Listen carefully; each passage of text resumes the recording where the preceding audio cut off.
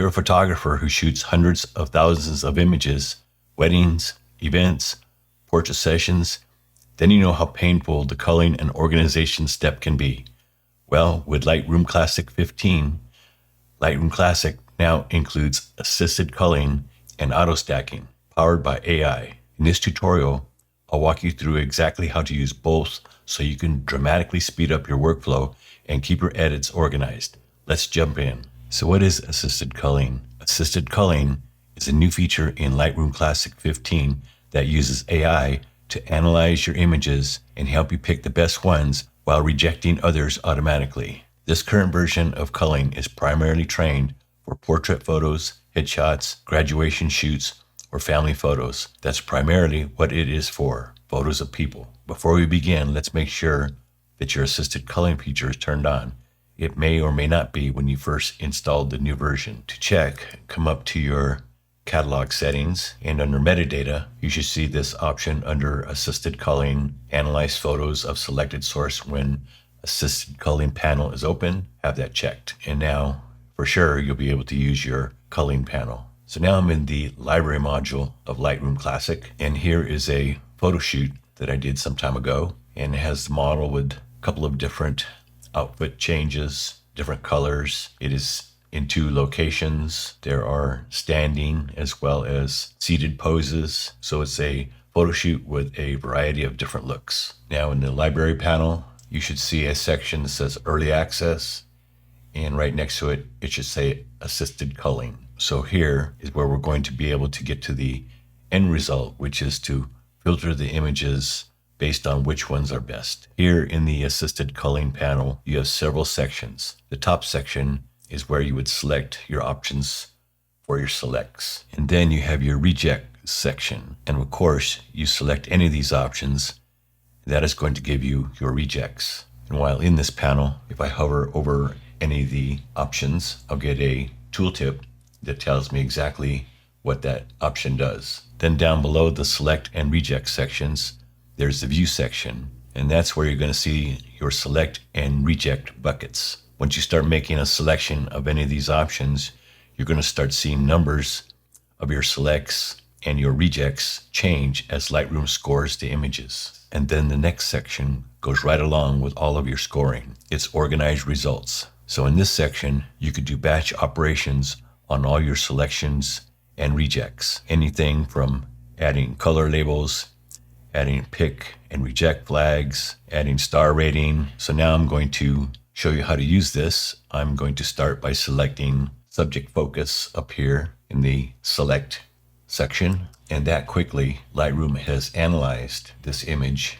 And you can see in the view section, I have 55 selects and 46 rejects. My all button is selected right here. That's showing me both buckets. And not only has Lightroom used select focus option, but it has generated a score for everything here. If you look down here in culling scores, you have select out of focus culling score, which is 50, eye focus score 49, and eyes open likely open in the culling scores area. So you don't have to go back in and select any of the other options in either of these sections. It's already done for you. So now you can go in and click on multiple options here. I'm going to click on exposure issues and misfires. So I'm going to click on my rejects button here, and these are all rejects. You have the icon here, and if you hover over the icon of a reject, it tells you what it's rejected for. In this case, the subject is out of focus, and a misfire, it says this photo appears blurry. So again, these have red X's, they are all considered rejects. And so here's an interesting case right here where this image, the subject appears to be in focus, but the photo appears to be blurry. We'll show later how you can override a rejected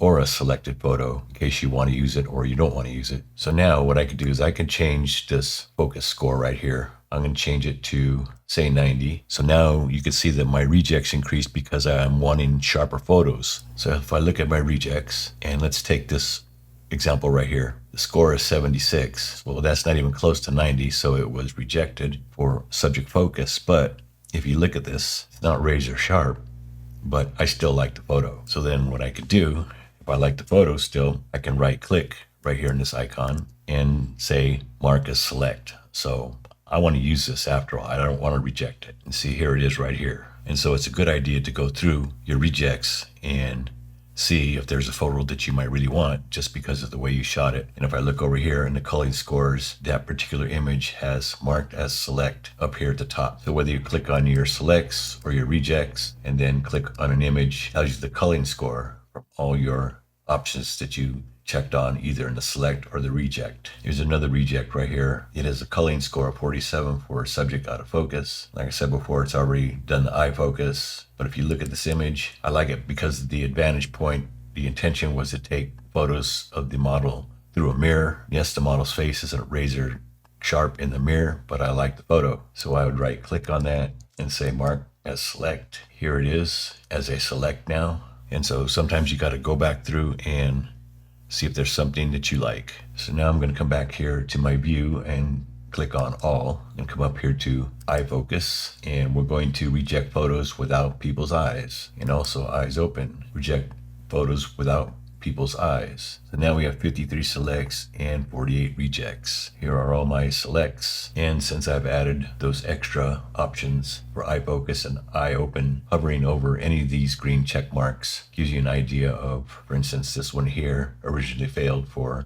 subject focus, but it says differently also that the eyes are in focus and that the eyes appear open. So a little bit of subject out of focus is what caused us to be a reject in the first place. And this image here has scored everything above 90 for the subject focus, and eye focus and eyes open score 100. Because even though AI is making decisions here, there are many times where you may like an image and have a purpose for it. And for me, that's all these images where the model is looking through the mirror. Is another one that I would probably override the reject on it, just because I like the photo and the way it's composed and the story behind it. But I would definitely mark that as select, and it's right back here. And it even says that it has a subject focus score of 60, where now we were expecting 90. Now that we have all our images, both select and reject marked, we can come down to organized results. And this is the whole point of batch culling, or culling in general, is these batch actions you can run. So here are the batch actions you can run. So for selected and rejected, you can apply any of these filter results. So for selected, I'm going to apply a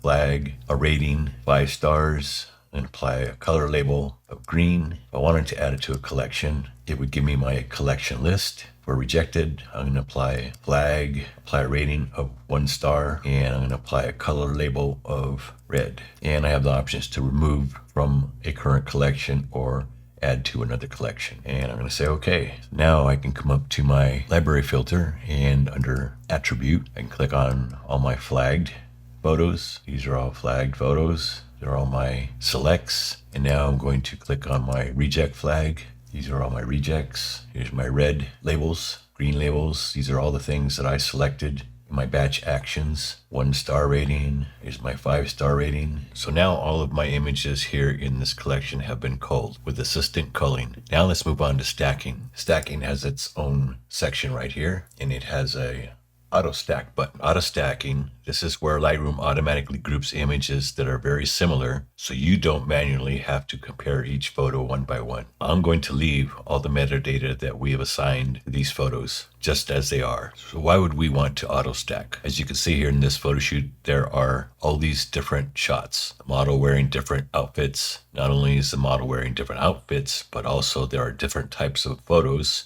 Some are images of full body shots. Some of these are tighter crops. And so I would want to quickly stack these into groups just to make it easier to organize and to find the images that I'm looking for. So now I'm going to click on Auto Stack, and I have some options here. First, you can see here is by time. This is not AI powered. Basically, when you click on this, Lightroom uses the image information to automatically stack based on how much time lapsed between each photo. So the default is 1 minute. So I click on stack by image time. Default is set to 1 minute. And if I were to hit stack, it would create 22 stacks. So I can either change this value, bring it to the left here, and really restrict it to showing me photos taken very quickly in between each other or within a greater time frame. So you could see that these photos had 30 seconds in between them. I'm going to uncheck that. The other option is AI powered and it's called Stack by Visual Similarity. So if I click on Visual Similarity, Lightroom just started scoring again. And so just remember that depending on what section you're in, you might have to rescore again. So now you see that Lightroom has created these temporary stacks. Lightroom's not going to actually create the stacks unless you press stack, but it has 8 stacks and 1 unstacked. And if I want my stacks created where the photos are more similar, I could just move the slider. Now I have 11 stacks, less similarity between the photos, and it takes down the number of stacks. So right in the bottom middle is fine.